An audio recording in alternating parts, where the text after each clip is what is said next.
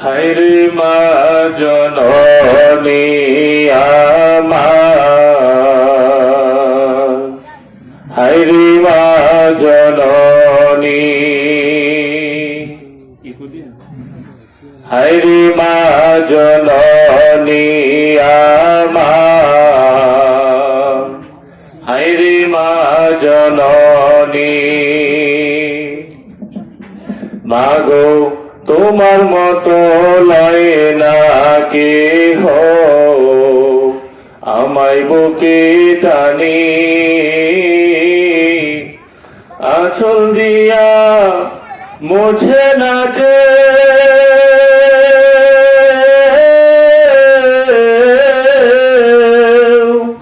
আঁচল দিয়া মুছে না কে আমার চোখের পানি।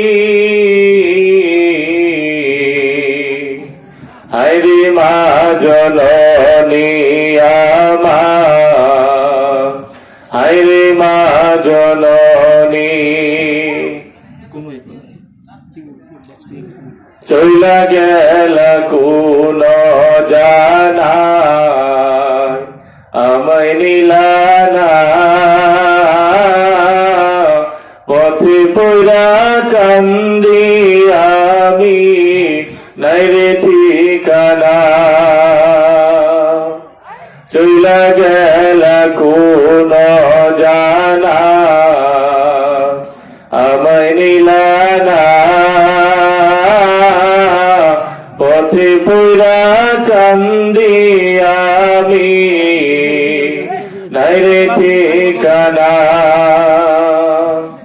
জীবন আমার যাইব কেমনে,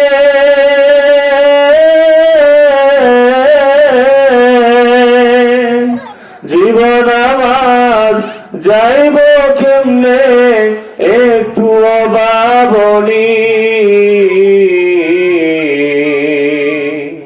হায়রে মা জননী আমার, হায়রে মা জননী। মাগো তোমার মতো লয় না কেহ, আমার বুকে টানি, আঁচল দিয়া মুছে না কে,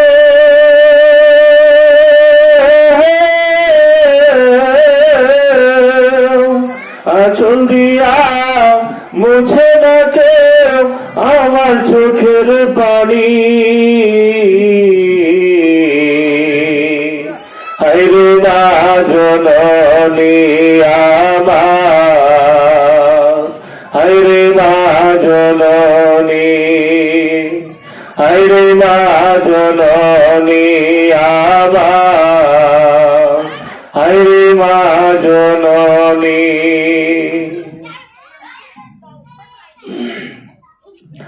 আলহামদুলিল্লাহ والصلاة والسلام على رسول الله. أما بعد فأعوذ بالله من الشيطان الرجيم. بسم الله الرحمن الرحيم. يا أيها الذين آمنوا اتقوا الله حق تقاته ولا تموتن إلا وأنتم مسلمون.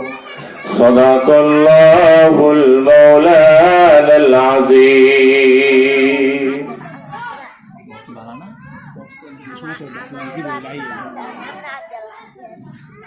আলহামদুলিল্লাহ, সমস্ত প্রশংসা ওই মহান রব্বুল আলামিনের দরবারে, যিনি আজকে আমাদেরকে ওলুকান্দি পূর্বপাড়া মরহুম মোটাক মিয়ার রুহের মাগফিরাত কামনায় দ্বিতীয় বার্ষিক মাহফিলে আসার মতো তৌফিক দান করেছে, তার জন্য আমরা অন্তর থেকে শুকরিয়া জানাই আলহামদুলিল্লাহ। আমরা যারা এদিক সেদিক ঘোরাফেরা করতেছি, আমরা এদিক সেদিক ঘোরাফেরা না করি আমরা প্যান্ডেলের ভিতরে চলে আসি। এই দুনিয়ার পিছে ঘুরে ভাই শুধুই আসার খেলাঘর, চোখ বুঝিলে দেখবি রে মন কে আপন আর কে বাপর। কোথায় থেকে আগমন তোমার, কোথায় যেতে হবে,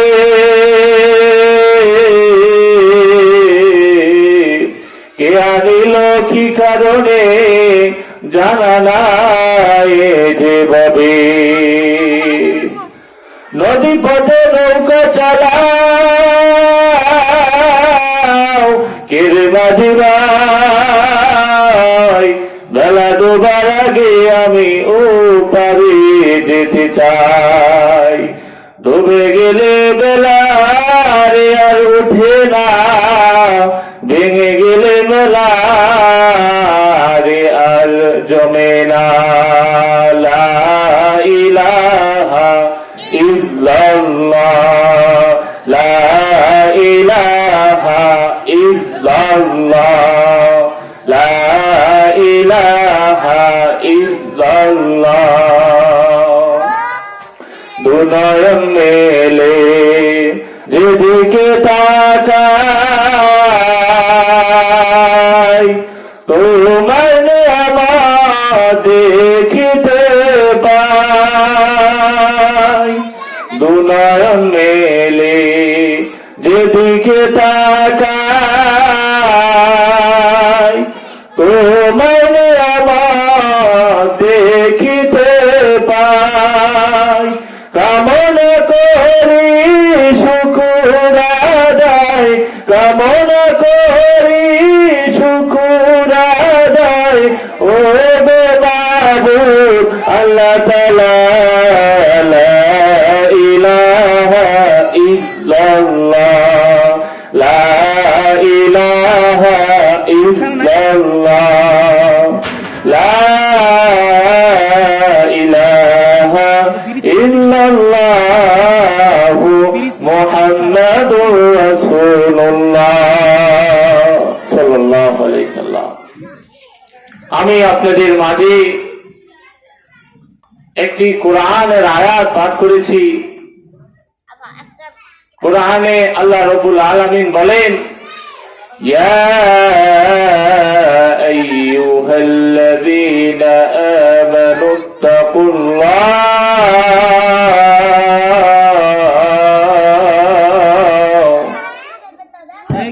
আল্লাহ রাব্বুল আলামিন বলেন, হে ঈমানদারগণ, তোমরা আল্লাহ তাআলাকে ভয় করো, সাধ্য মতো ভয় করো, ভয় করার মতো ভয় করো। যেরকম ভয় করলে তুমি আর কোন সময় অন্যায় অপরাধের সাথে জড়িত হবে না, যেই ভয় করলে তুমি আর কোন সময় গুনার কাজে যাইবে না, যেই ভয় করলে তুমি আর জিনার কাজে লিপ্ত হবে না, যেই ভয় করলে তুমি আর চুরি ডাকাতি করবে না, ওই রকম ভয় তুমি করো। ভয় করার মতো ভয় করো।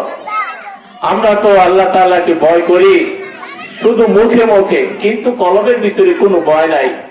আজকে যদি আল্লাহ তাআলার ভয় যদি একটা মানুষের ভিতরে থাকতো, তাহলে সমাজের ভিতরে এত দুর্নীতি, এত অপরাধ হইতো না। আমরা আল্লাহ তাআলাকে ভয় করি না, কিন্তু সাহাবায়ে কেরাম তাদের অন্তরে কত ভয় ছিল। হযরত খাদিজাতুল কুবরা রাদিয়াল্লাহু তাআলা আনহা, তিনি নবীজির বিবি, তার কত ভয় দেখেন। একদিন ফজরের নামাজের পর হযরত খাদিজাতুল কুবরা কান্না করতেছেন। নবীজি ডাক বলে, খাদিজা, হে খাদিজা, তুমি কেন কান্না করো? খাদিজা ডাক বলে, ইয়া রাসূলুল্লাহ, ইয়া হাবিবাল্লাহ, আল্লাহর নবী গো, আমি চিন্তা করিয়া দেখলাম দুনিয়ার মধ্যে যদি আমি কোনো বিপদে পড়ে যাই, কোন সময় যদি বিপদে পড়ে যায়, আল্লাহ না করো, তখন আপনি আমাকে সাহায্য করেন, আমার মেয়ে আমাকে সহযোগিতা করে, আমার আত্মীয় স্বজন আমাকে হেল্প করে। ওগো নবীজি, আমি যখন কবরের মধ্যে চলে যাব, তখন যদি আমি বিপদে পড়ে যাই, কে আমাকে রক্ষা করবে?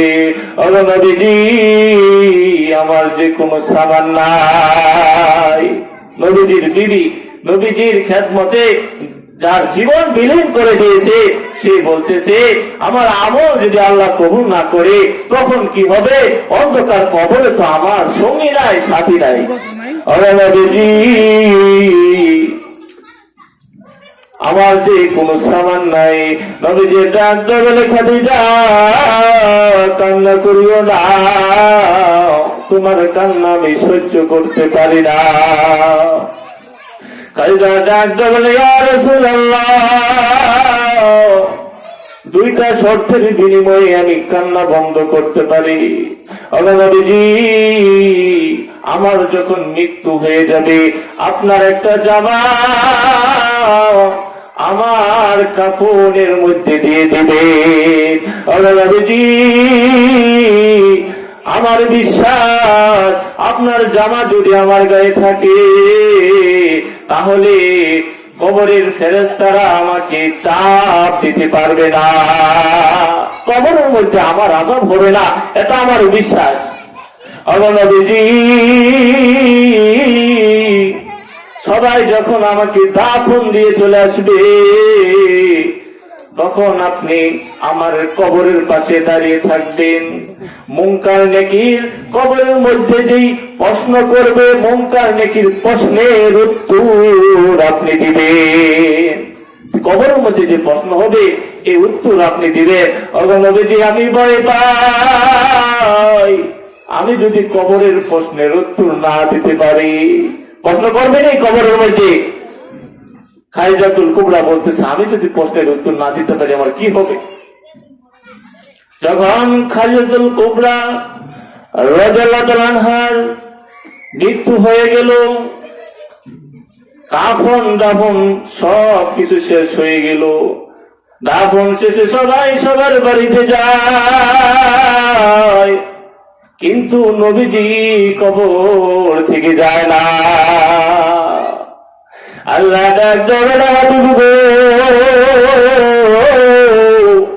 সবাই যার যার বাড়ির মধ্যে চলে গেল।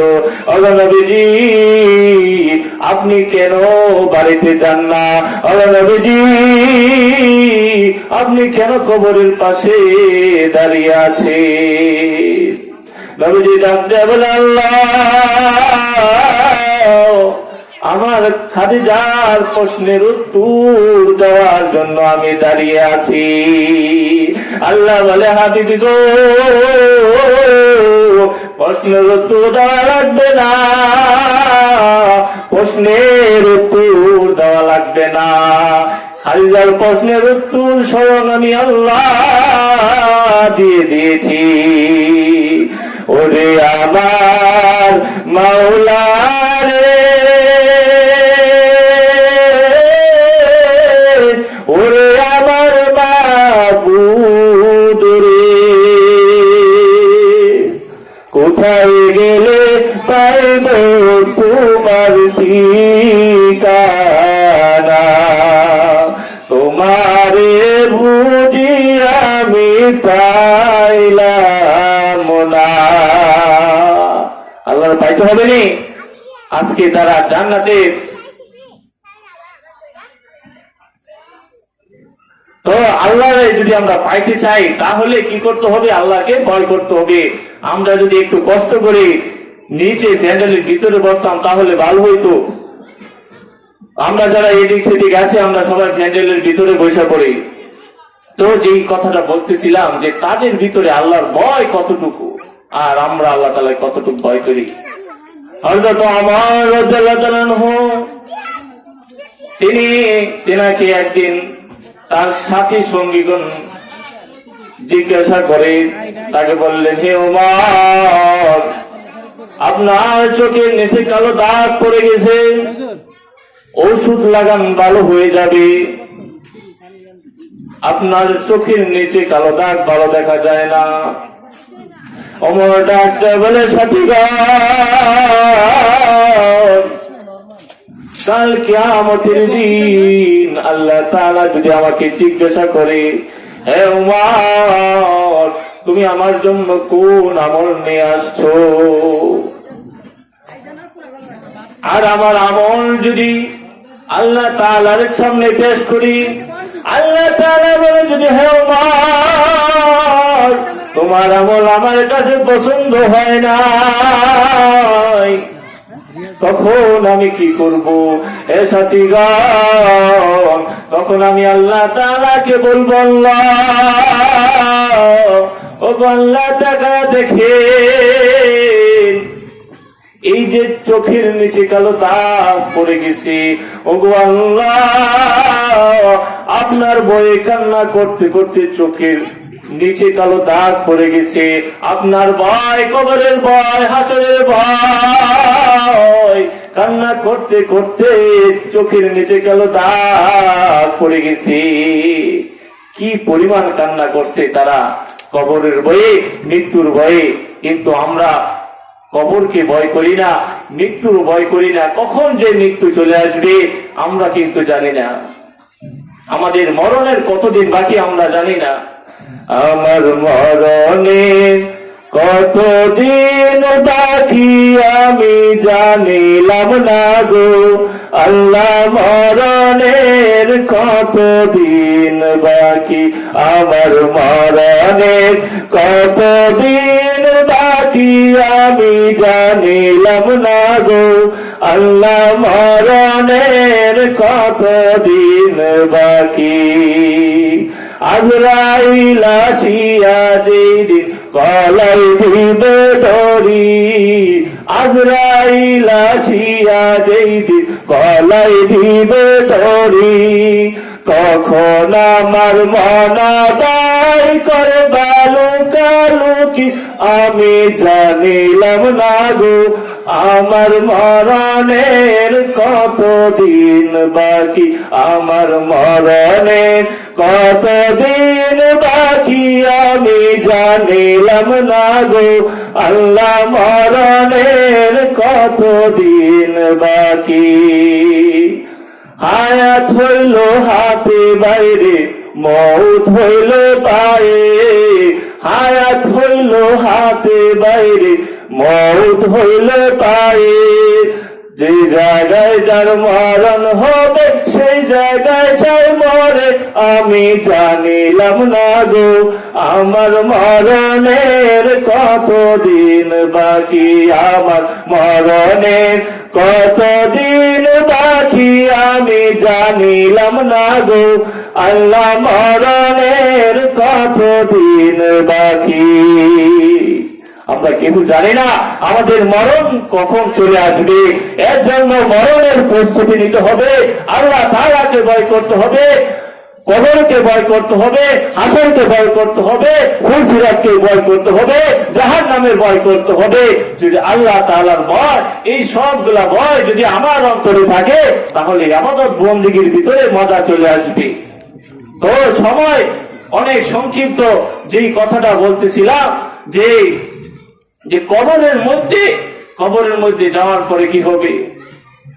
আল্লাহ রাব্বুল আলামিন একটি কোরআনে আয়াতে বলেন, লা ইয়াযুকুনা ফিহা বারদান ওয়ালা শারাবা,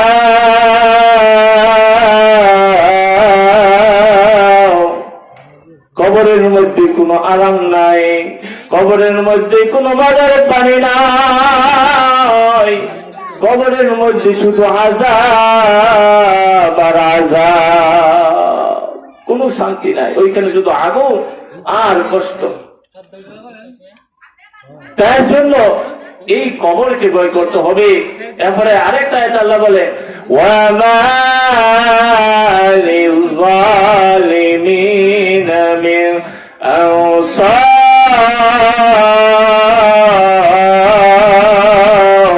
যারা জানেন তাদের জন্য কোনো সাহায্য করে পাইবে না, ওইখানে যারা গুনাহগার জানে তাদের জন্য কোনো সাহায্যকারী নাই। এর জন্য আমল নিয়ে নেক নিয়ে আমাদের কবরে যেতে হবে। তো সংক্ষিপ্ত সময় আল্লাহ তাআলাকে ভয় করে যেন ইবাদত বন্দেগী করতে পারি, যেন ঈমানটা নিয়ে কবরে যেতে পারি, সেই তৌফিক আল্লাহ রব্বুল আলামিন আমাদেরকে দান করুন। ওয়া মা আলাইনা ইল্লাল বালাগ।